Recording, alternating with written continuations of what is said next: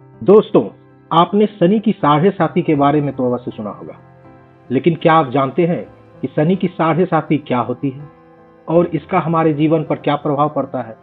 दोस्तों, आज हम इस विषय पर विस्तार पूर्वक चर्चा करेंगे। ज्योतिष एवं खगोल शास्त्र के नियमानुसार सभी ग्रह एक राशि से दूसरी राशि में भ्रमण करते रहते हैं। इस प्रकार जब शनि ग्रह लग्न से 12वीं राशि में प्रवेश करता है, तो उस विशेष राशि से अगली 2 राशि में गुजरते हुए अपना समय चक्र पूरा करता है। अपनी धीमी गति से चलने के कारण ये ग्रह एक राशि में लगभग 2.5 वर्ष यात्रा करता है। इस प्रकार एक वर्तमान के पहले, एक पिछले तथा एक अगले ग्रह पर प्रभाव डालते हुए ये 3 गुना अर्थात 7.5 वर्ष की अवधि का काल पूर्ण करता है।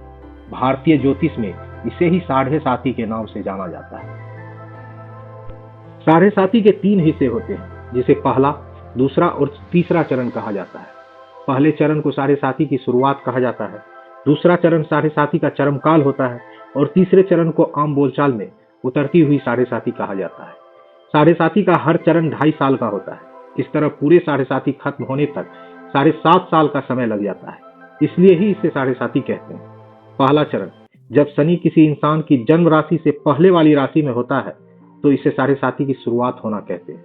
साढ़े साती शुरू होते ही अचानक खर्चे बढ़ने लगते हैं, चलते कामों में रुकावटें आती हैं, नौकरी और बिजनेस में साथ काम करने वाले कर्मचारियों से विवाद होने लगता है।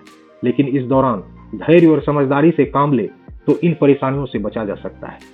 साढ़े साती के शुरुआती 2.5 सालों में पैर में मोच या हड्डी की चोट लग सकती है, इसलिए जब साढ़े साती शुरुआत हो तो व्हील चेयर, वॉकर और स्टिक दान करने की सलाह दी जाती है। किसी जरूरतमंद की हड्डी टूटने पर उसका इलाज करवाएं तो भी साढ़े साती के बुरे असर से बच सकते हैं।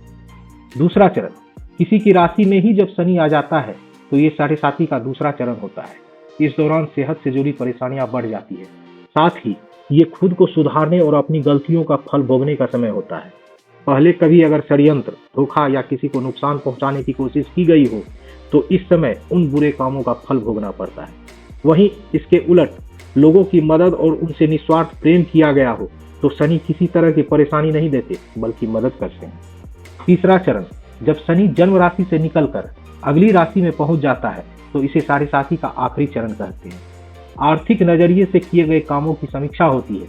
किसी ने बेईमानी से पैसा कमाया तो उसे धनहानि होना तय है, लेकिन ईमानदारी से कमाया तो इस समय शनिदेव कई प्रकार से लाभ पहुंचाते हैं, जिसकी आपने कल्पना भी नहीं की होगी और जिसका फायदा अगले 27 सालों तक मिलता है। शनि की ढैया और साढ़े साती को प्रायः अशुभ एवं हानिकारक ही माना जाता है। हालांकि विद्वान ज्योतिष शास्त्रियों के अनुसार शनि सभी व्यक्ति के लिए कष्टकारी नहीं होते हैं। शनि की दशा में बहुत से लोगों को अपेक्षा से बढ़कर लाभ, सम्मान व वैभव की प्राप्ति होती है। हालांकि कुछ लोगों को शनि की दशा में काफी परेशानी एवं कष्ट का सामना करना होता है। इस प्रकार शनि केवल कष्ट ही नहीं देते, बल्कि शुभ और लाभ भी प्रदान करते हैं। जन्म कुंडली में चंद्रमा की स्थिति का आकलन करने के साथ ही शनि की स्थिति का आकलन भी आवश्यक होता है। अगर लग्न वृष, मिथुन, कन्या, तुला, मकर अथवा कुंभ है तो शनि हानि नहीं पहुंचाते, उनसे लाभ व सहयोग मिलता है। शनि यदि लग्न कुंडली व चंद्र कुंडली दोनों में शुभ कारक है तो किसी भी तरह शनि कष्टकारी नहीं होता है।